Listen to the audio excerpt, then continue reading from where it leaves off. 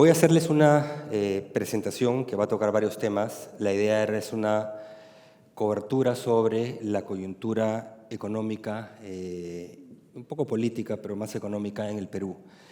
Pero me parece importante extenderla un poquito más allá y hablar de la región y hablar más allá de la coyuntura. Entonces, les voy a hablar de coyuntura, pero les voy a hablar también del entorno que enfrentamos para los próximos años y cuáles son los retos que tenemos como país. Lo primero, el contexto global, lo voy a pasar muy rápido. Todos sabemos, estamos en medio de una guerra comercial tecnológica que tiene sus altas y sus bajas, en general más bajas que altas, en el último año, año y pico. Esto ha tenido efectos claros, concretos, sobre la economía global. Voy a hablar de algunos indicadores en un momento, y sobre indicadores financieros también. El gran tema acá es la impredictibilidad sobre lo que ocurre hacia adelante. No es solo un tema de proteccionismo, es un tema de incertidumbre, no saber qué es lo que viene. Esto se suma a una serie de riesgos geopolíticos en distintas partes del mundo, y en América Latina también hemos visto una serie de procesos en distintos lados. Voy a referirme también a eso en un momento. Y todo en un contexto en el cual ya como factores subyacentes económicos, la capacidad de respuesta contracíclica de las políticas económicas, sea monetarias o sea fiscales, en general en el mundo están bastante disminuidas. El 2008-2009 una respuesta muy importante para tratar de reinflar la economía, pero desde ahí las defensas han seguido cayendo. El caso de Perú no es distinto, estamos en mucho mejor posición, pero también, como vamos a ver, tenemos defensas más limitadas. Y tenemos desequilibrios globales que no se han corregido. Apalancamiento por un lado, y por otro, que es el gran tema hacia adelante, es baja productividad.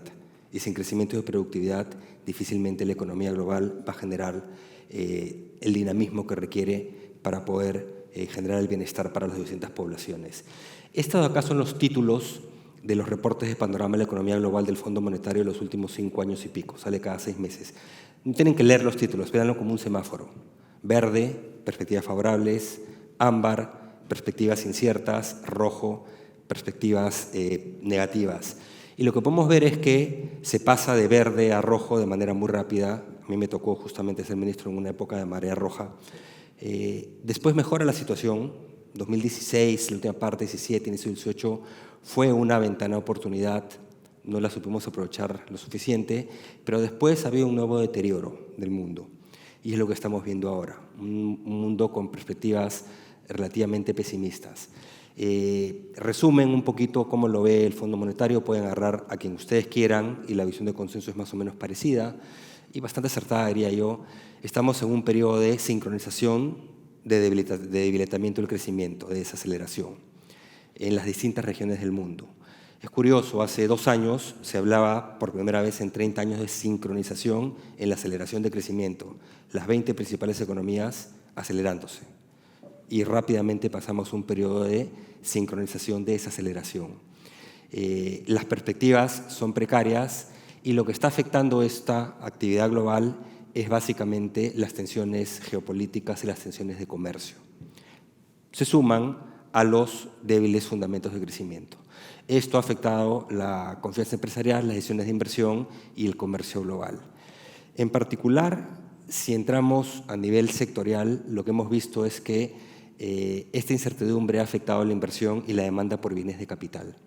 Y en particular, si dividimos por sectores productivos, vemos que lo que es manufactura ha estado en los últimos meses, mejorado un poquito al final del año, pero ha estado en franca caída, y más bien los sectores de servicios se han mantenido todavía en terreno de expansión. Sector automotriz ha sido una fuente importante de desaceleración, de caída, de jalón hacia abajo en el crecimiento global.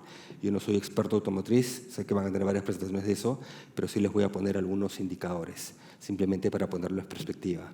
Entonces la gran pregunta es, ¿este debilitamiento del sector manufactura eventualmente va a contaminar también al sector servicios o no? Pero entonces, simplemente resumiendo, es un entorno de economía global de riesgos elevados y básicamente riesgos a la baja, ¿no? Si agarramos, por ejemplo, indicadores de incertidumbre, acá hay algunos para los últimos 10 años, Estos indicadores se construyen en base a una serie de información que jala con la tecnología que hoy día, indicadores de percepción de incertidumbre en medios de comunicación, etc.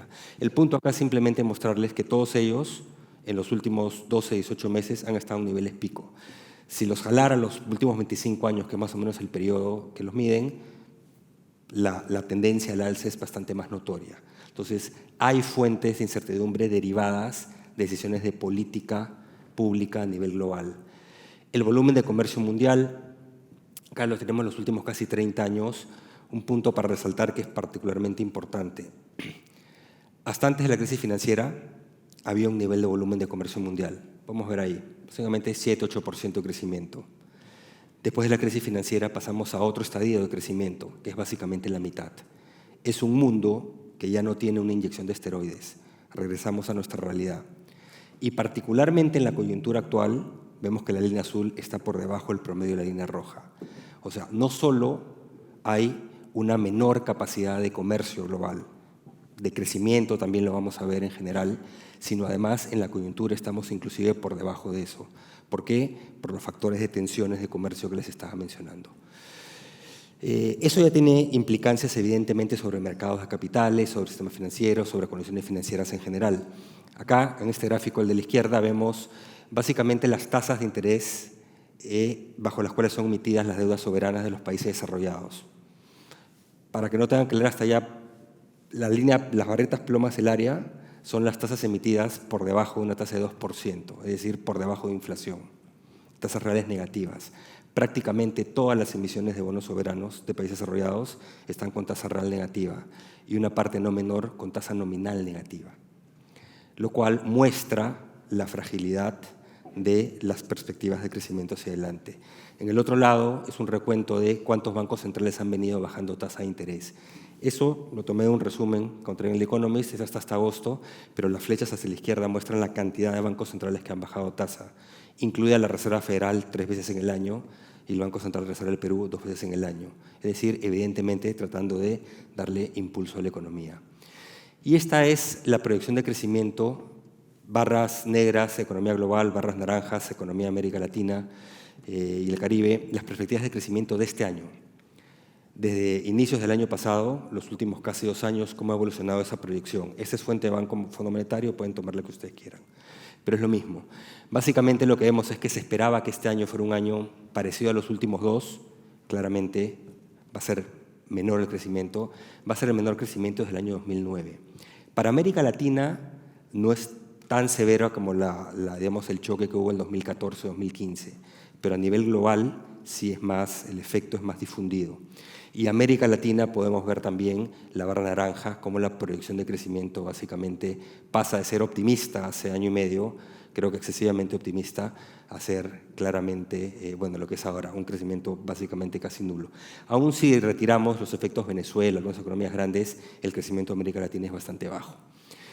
En las últimas, digamos, par de meses, más que otra cosa, por eso son índices de difusión, si están debajo de la raya, digamos, debajo del 50, significa contracción. Pareciera que se ha mitigado un poquito digamos, el efecto de debilitamiento, pero es muy temprano para decirlo. Ahí podemos ver los índices de manufactura, los PMIs, el de manufactura y el de servicio, cómo se han comportado durante el último año y medio, el de manufactura en terreno de contracción, el de servicios todavía en terreno de expansión. Como dije, esa curvatura en realidad ya regresó a terreno positivo, pero no se lee como un índice de difusión, no se lee como una cifra de crecimiento. Cualquier cosa por debajo de 50 es caída. Es decir, manufactura estaba en caída prácticamente todo el año a nivel global. El último mes ha regresado a terreno positivo y servicios ha estado debilitándose. ¿Ha influido el sector automotriz? Bueno, lamentablemente sí. Acá rápido, porque yo no soy el experto, pero solo para que vean algunas cifras. Eso también sale del Fondo Monetario. Estas son las cifras de crecimiento de la industria de vehículos a nivel mundial. El año pasado y las cifras proyectadas para este año son de contracción. Ya el año pasado estuvo en contracción la industria automotriz, este año continuaría en contracción. Evidentemente, en esto incide toda la tensión de comercio. China, un gran mercado, ahí pueden ver los colores China en la barra azul, es el mercado que explica el mayor porcentaje de contracción. Alemania estaba a punto de caer en recesión, está ahí al borde de. También el sector automotriz es muy importante para Alemania, es gran parte de la explicación del debilitamiento. Y ahí pueden ver varios de los otros componentes. Entonces, la coyuntura año pasado, este año, del sector automotriz ha sido particularmente dura. Y las tensiones de comercio han afectado clarísimamente al sector y a su vez el sector ha afectado el dinamismo del crecimiento global. Al otro lado tenemos algo que seguramente ustedes han visto muchas veces. Mi único agregado ahí es el puntito rojo. Ese puntito rojo que se ve ahí, ese es Perú. Perú tiene uno de los índices de penetración de vehículos automotores más bajos de la región y, digamos, comparado con su PIB per cápita está por debajo de donde debía estar inclusive. Eso lo que significa es, para los que están acá, Perú tiene mucho espacio, una brecha muy grande por llenar, ¿no? Si lo vemos de otra manera, acá he puesto una serie de indicadores relativos, se lee al revés, se lee de cabeza. 0% significa que seríamos los primeros en el mundo, 100% significa que somos los últimos, es decir, hacia arriba es malo. Entonces ahí he puesto una serie de indicadores de cómo nos vemos. Si medimos nuestro PBI en paridad de poder de compra, estamos, digamos, en el cuartil superior del mundo. Si lo medimos por PBI corriente, un poquito menos. Si medimos nuestro crecimiento del PBI, estoy usando la cifra del año pasado, no la de este año, como ranking, son como ranking a nivel de países, rankeando todos los países o casi todos los países del mundo, ya un poquito menos bien, pero todavía bien. Si lo medimos con PBI per cápita corriente, estamos, digamos, un poquito mejor que la mitad. PIB per cápita en paridad de poder de compra y estamos cerca de la mitad del mundo, en el percentil 50 casi. Si medimos la inversión bruta fija, ya estamos por debajo de la mitad. No invertimos menos que el promedio del mundo. Significa que estamos invirtiendo menos en nuestra futura capacidad de crecimiento. Si medimos la riqueza de los sectores medios y altos, estamos ahí sí ya en el cuartil inferior. Ese indicador sí es un poquito más sospechoso porque en los otros la muestra de países va entre 130 a 150 países. En este es una muestra muy reducida, como de 37, 40 países. O sea, tomarlo con pinzas. Pero el tema es la última columna, y la última columna es el percentil en que estamos en términos de posesión de vehículos automotores por cada 1000 habitantes. Y ahí estamos en el percentil, digamos, en el cuartil inferior del mundo. Es decir, el ranking, me parece que somos puestos 116 de 140 o algo así de países. Es decir, la penetración de la propiedad de vehículos automotores en el Perú es muy, muy baja. No se condice con nuestros niveles de desempeño económico y no se condice tampoco con nuestros niveles de PIB per cápita. O sea, hay una brecha enorme por cerrar. Evidentemente, hay una serie de factores que pueden mitigar el cierre de esa brecha o la velocidad de cierre de esa brecha en el corto plazo. Entonces, por ahí el mensaje, evidentemente hay mucho por hacer. Ahora, ¿cuáles son las perspectivas regionales? Porque no quiero hablar de Perú en aislado, porque eso nos puede llevar a error, nos puede inducir error. Y las perspectivas regionales también, básicamente, ¿cómo se ven? Riesgos a la baja, es decir, perspectivas complicadas, en una región que depende mucho de fuentes de crecimiento externas. Y por eso el fuerte debilitamiento que se ha vuelto a ver este año. Protestas en distintos países de la región, los gatillos han sido distintos, las causas no son todas las mismas, pero digamos, sí hay elementos comunes subyacentes. Lo primero, la región lleva 6 años de un crecimiento muy débil. Crecimiento promedio, incluido este año, de América Latina y el Caribe, es aproximadamente 0.5%, es decir, prácticamente nada. Entonces, eso comienza a tener consecuencias sobre las capacidades de generación de bienestar de las poblaciones y, obviamente, sobre las expectativas de mejora. Esto ha venido después de una década de gran prosperidad artificial, en una gran medida, pero prosperidad a fin de cuentas. Y eso genera frustración. Entonces, ¿hay razones económicas? Sí, hay razones económicas para varias de las protestas que han existido. Crecimiento muy débil. América Latina sigue siendo la región con mayores niveles de desigualdad de ingresos del mundo y si lo viéramos con acceso a oportunidades probablemente ocurriera lo mismo. calidad y cobertura de servicios públicos muy bajo, generación de empleo formal bajísimo también, falta de oportunidades de calidad, de empleo de calidad. Entonces, una sensación de estancamiento que ya se alarga por 6 años. Entonces, esas son las económicas. Ahora, explicar lo que está pasando va más allá de lo económico. Evidentemente, hay otras fuentes también de descontento, desconexión de clases políticas, en algunos casos también percepción de corrupción en todas clases políticas, sector privado. Entonces, todo eso comienza a generar un caldo de cultivo peligroso. Entonces, yo creo que hay espacio para hacer un análisis introspectivo importante de no solo economistas, también otras disciplinas de las ciencias sociales, de cómo hacemos para poder generar mejores condiciones hacia el futuro, de mejores condiciones de desarrollo. Veamos entonces la región.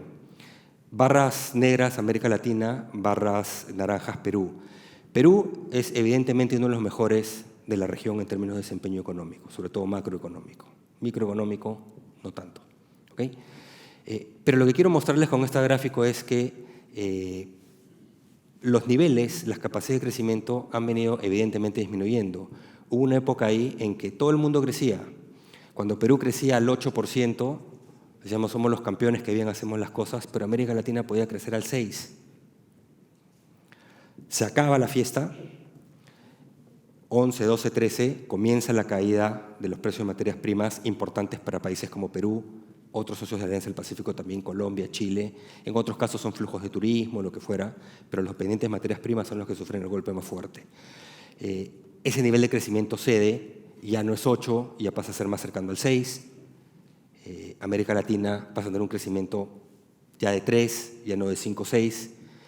Y cuando ya viene el choque más severo, el 2014, la capacidad de crecimiento de Perú ya baja y es básicamente parecida al actual, 3,5, digamos.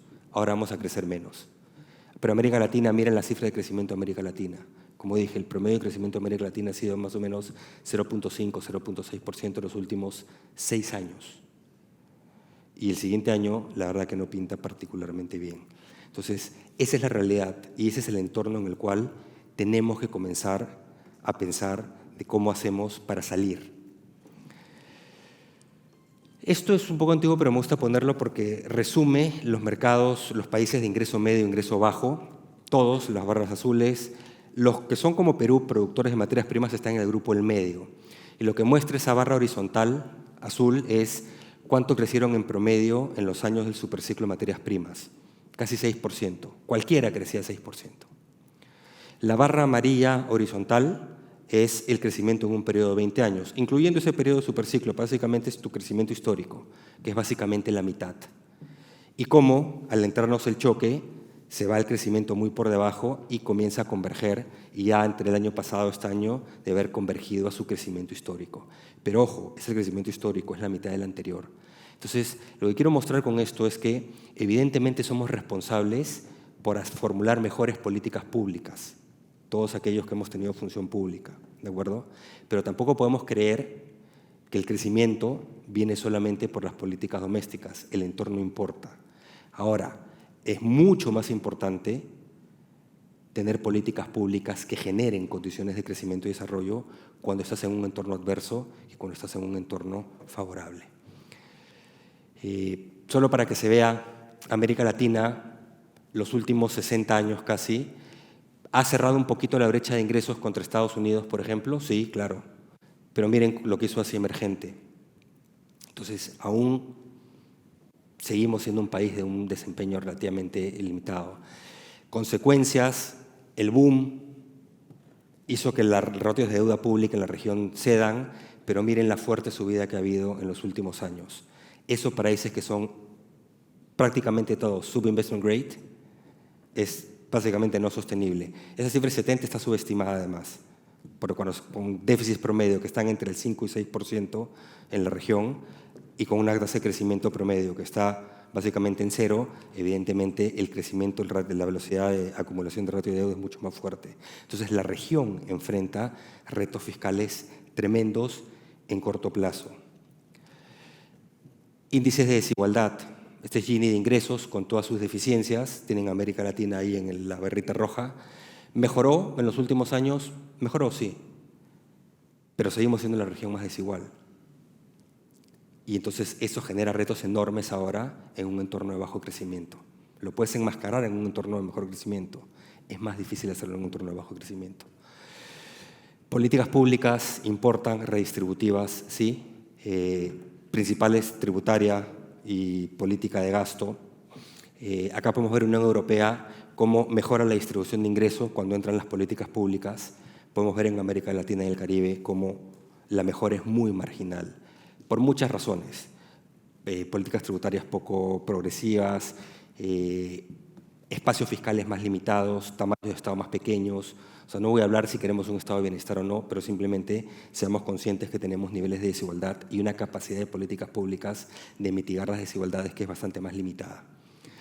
Y enfrentamos un reto de ya un horizonte más largo que es complejo. La ventana de oportunidad en términos demográficos se nos cierra en 20 años. La línea plomita básicamente es el ratio de la población dependiente, cómo comienza a crecer. A partir de 2030 en realidad ya comienza a crecer, pero más marcadamente a partir de 2040 en promedio en la región.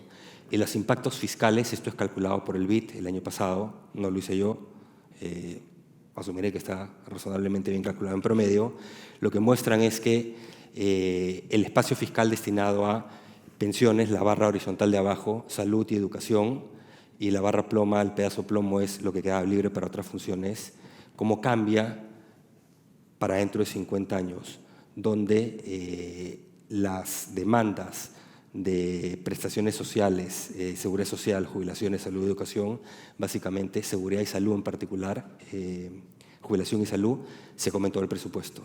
O sea, tenemos problemas importantes hacia adelante, problemas como país, como países. ¿Okay?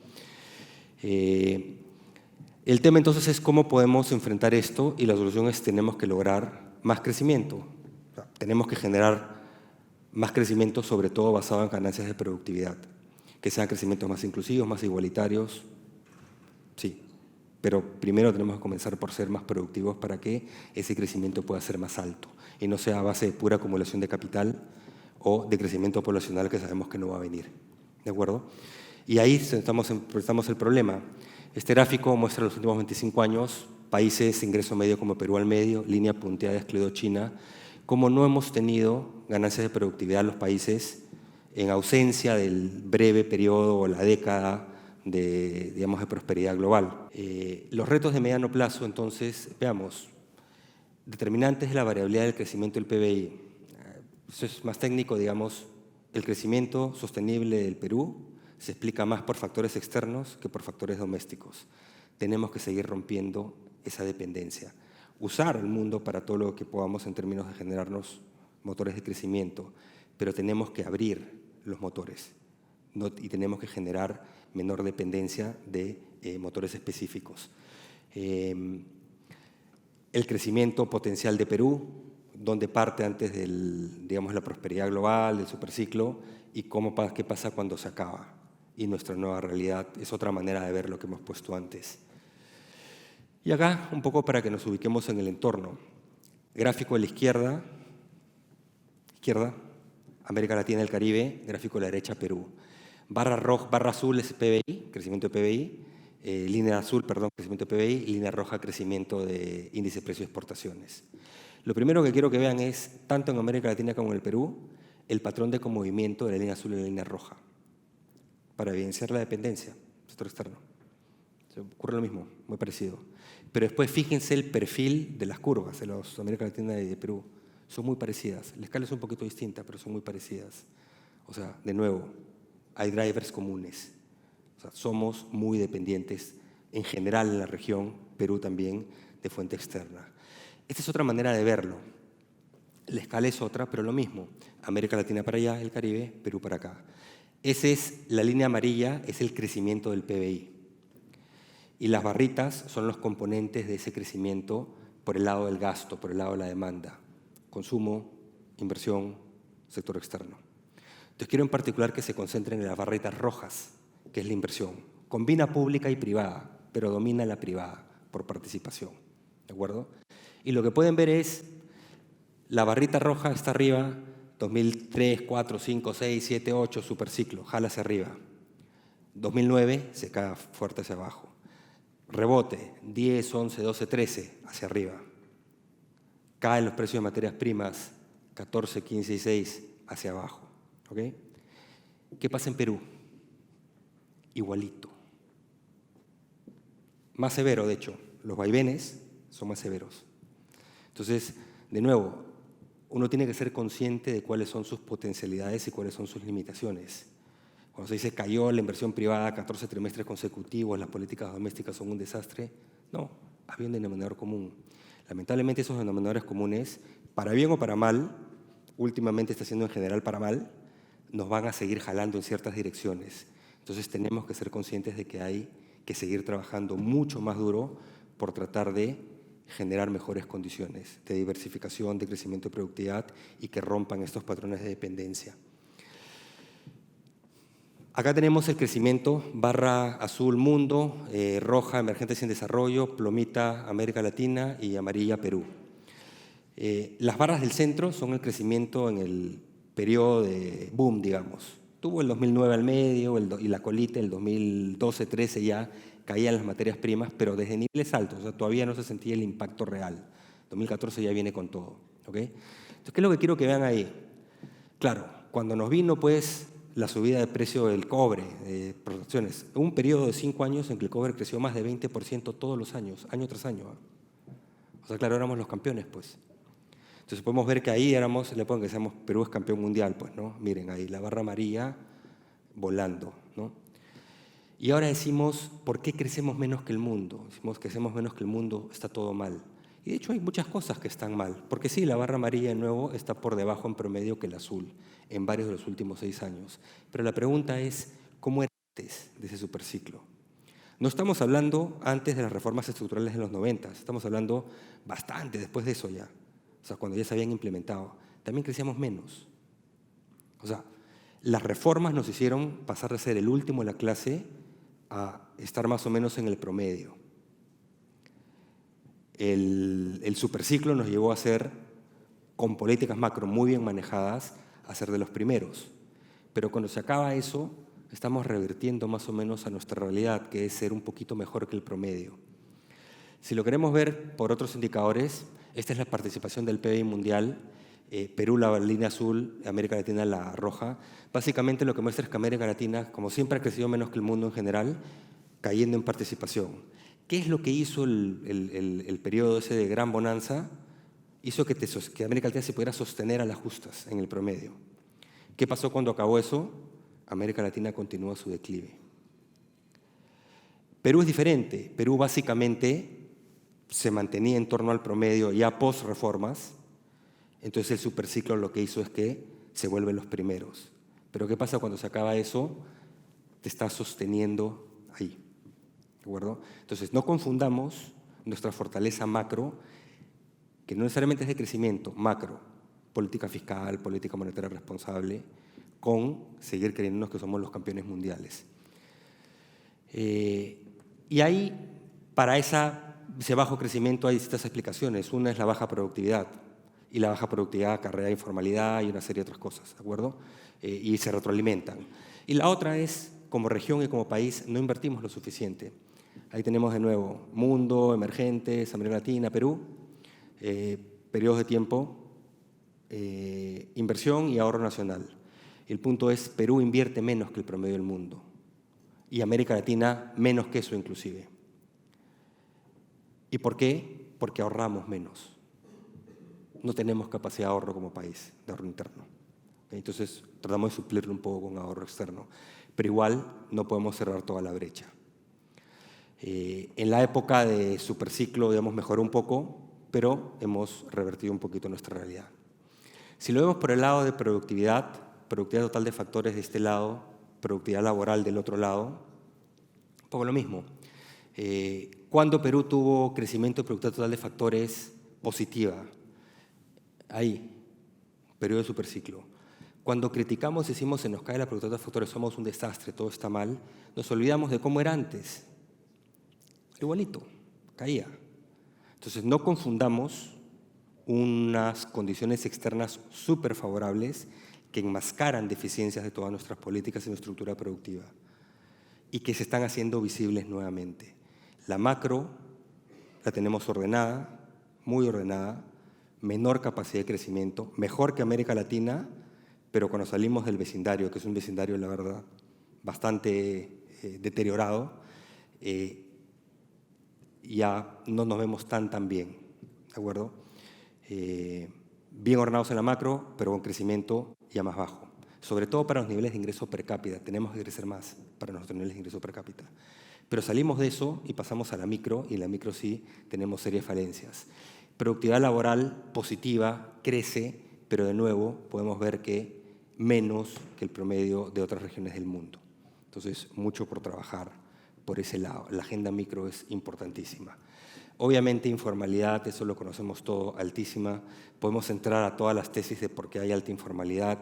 Hay distintas teorías. En realidad, y para mí, la forma más y la única, creo, forma viable de reducir la informalidad es vía una agenda de productividad. Sí, que si hay muchos trámites, que si los precios son muy altos, eso también contribuye a generar informalidad. Pero reduciendo trámites no se soluciona lo que es un problema esencialmente de bajo capital humano que genera baja productividad. Bajo capital humano, baja infraestructura, debilidad de instituciones y todos los factores que entran en una combinación tóxica que deriva en baja productividad y, por tanto, en informalidad en distintas dimensiones, laboral, de unidades productivas, empresarial, como quieran tomarlo, ¿no? Gran problema, ingresos, el tamaño del Estado en Perú es muy pequeño. Eso de que tenemos un Estado elefantiásico es mentira. Tenemos un Estado enano. ¿Es ineficiente? Seguro. ¿Hay corrupción? Seguro. Pero si tuviéramos la eficiencia de Suiza con ese tamaño de Estado, no lo hacemos, ¿no? Lo cual deviene, que a muchos no les gusta, en una agenda de reforma tributaria, de combate a evasión, de combate a elusión, que es fundamental. ¿En qué deriva eso? En un tamaño de Estado, una provisión de bienes públicos muy limitada, gasto corriente enano. Infraestructura, la escala de gasto capital es la correcta, 5 puntos del PBI. Está por debajo por incapacidad de ejecución, pero digamos que estaba ahí. 8 años consecutivos estuvo en 5,5 puntos del PBI. O sea, es la velocidad que puede cerrar la brecha. Tu problema está por el otro lado, en gasto corriente, que es enano. Ahora, evidentemente, gasto corriente sin reformas tampoco tiene ningún sentido, ¿sí? Pero solo con ladrillos tampoco se construye un país. Y acá se ve un poquito la paradoja. Esta es la reforma educativa. Los números no han cambiado porque se han mantenido constantes. La composición ha cambiado mucho. Y eso sí es algo que es preocupante. La reforma educativa la están carcomiendo desde adentro. Y sobre eso voy a escribir esta semana. Pero acá podemos ver el gasto público en educación, todos los países de la OCDE, y agregué Perú. Ahí están nuestros socios de la Alianza del Pacífico, ya son miembros de la OCDE. Entonces, si lo vemos como porcentaje del PBI, el gasto de la función educación está ya desde el 2016, está en el tercio inferior, pero no estamos últimos. Veníamos el 2011 de ser los últimos, ¿ok? 2,8 puntos del PBI. Hubiéramos en este gráfico los últimos, ¿ok? Y se dice, llevémoslo a 6 puntos del PBI. El Acuerdo Nacional decidió eso. ¿Por qué no lo llevamos a 6 puntos del PBI? Miren cómo se ve ese mismo gráfico como participación del presupuesto público. Esos 4 puntos del PBI destinados a educación pública representan en toda esta serie de países la mayor participación. Es decir, somos los que más priorizamos educación. Llevarlo a 6 es imposible, nos saldríamos del gráfico, nos saldríamos fuera del ecran. ¿Y por qué ocurre eso? Porque nuestro tamaño de Estado es muy pequeño, nuestros ingresos son muy bajos, lo cual constituye una gran limitante para la producción de bienes y servicios públicos. Este es un índice de complejidad económica que construye Ricardo Hausmann en Harvard. Como el Doing Business, el Web, o sea, los rankings son relativos, ¿de acuerdo? Entonces no hay que creer que están escritos en piedra, pero dan información referencial útil. Y lo que nos dice es, bueno, qué tan compleja es tu estructura productiva. Nos dice, cuanto más compleja, puedes hacer muchas más cosas bien, genera más valor agregado, un poco el resumen. Y tiene una tesis de que las actividades, miren los azules dónde están, las actividades más productivas de mayor valor agregado requieren mucho mayor capital humano, por ejemplo, pero son también las que te hacen un país mucho más adaptativo, que puede hacer muchas cosas bien. Y estás en un lugar donde se concentran muchas posibilidades de diversificarte. Si haces cosas de bajo capital humano, están muy poco vinculadas, están en la periferia, vas a poder hacer muy pocas cosas. ¿Okay? Y esta es la relación entre esa conectividad y esa complejidad, una relación positiva. Y fíjense dónde están los azules celestes, bien arriba. Este es el índice de complejidad cada 20 años de Corea del Sur. Las áreas de los cuadrados es el tamaño, esto es medido a través de su canasta exportadora, ¿de acuerdo? Como una proxy de esa complejidad. Entonces, las áreas de los colores dicen cuánto es cada grupo de actividades, donde renuevan los azules celestes, y cuanto más intensos, más valor agregado. Fíjense la transformación, cómo pasa de no tener prácticamente nada de, digamos, manufactura avanzada, comienza a aparecer y ya después es dominante, ¿de acuerdo? Este es México, el más complejo hasta el año pasado en la región según este índice. Ese color chocolate es encontraron petróleo. No tan importante, pero se ve cierta transformación también, ¿no? Es notorio el cambio de colores. Este es Perú. ¿Alguien ve un patrón razonable de cambio? Ese color es minería, por si acaso, metales, ¿de acuerdo? Donde es importante la minería, es una de nuestras ventajas comparativas, bien hecha, evidentemente, social, ambientalmente. No podemos darle la espalda, tampoco la agroindustria, los colores verdes que están por ahí. Pero la pregunta es si son suficientes. Si solo con esas dos patitas vamos a ganar la carrera. La respuesta es no, tenemos que generar una agenda que diversifique mucho más. Esta es una fábrica típica, automotriz justamente, ¿no? Claro, nosotros tendremos ventajas comparativas para poner una planta de carros, probablemente no. Pero tenemos algunas otras ventajas comparativas. Es una fábrica de paltas, inteligencia artificial, la mayor tecnología. O sea, tenemos que encontrar cuáles son esas otras potencialidades que no hemos explotado, porque esos son los caminos para generar empleo productivo, empleo de calidad para los peruanos, ¿no? Donde el objetivo es que esta base informal se reduzca, este sector moderno aumente y jalar esta productividad hacia arriba para subir los promedios. Entonces, como dije, es una agenda de productividad en la que tenemos que trabajar. Pero es más fácil decirlo que hacerlo, porque eso no se logra de la noche a la mañana. Es una agenda de largo plazo, son lo que se llama políticas de oferta. Coyuntura, ya para terminar, esto es como se fue la primera mitad del año, una fuerte contracción de sectores primarios, una primera mitad del año excepcionante, pero en realidad si vemos el año, esta proyección, esta es la última del Banco Central, una proyección de crecimiento de 2.7 para este año, no se va a dar, voy a decirles ahorita por qué no se va a dar. Y ahí pueden ver por los sectores primarios. En general, debilitamiento, sobre todo de sectores primarios, sectores secundarios y terciarios creciendo un poquito más en línea con nuestro potencial, que está en torno al 3 y pico. Entonces, primarios han pesado bastante, pero sí ha habido debilitamiento. Si lo vemos por el lado de componentes de gasto, podemos ver un desliz, debilitamiento en consumo. Inversión privada ha subido básicamente por la inversión minera, que ya estaba en marcha. La no minera estaba básicamente plana todo el año. Y la inversión pública va a estar probablemente, si no está en negativo, va a estar muy, muy marginalmente positiva este año. Entonces, estas son las cifras de crecimiento y por qué no se va a lograr ese. Ahorita el oficial es 2.6, me parece. Este es trimestre por trimestre.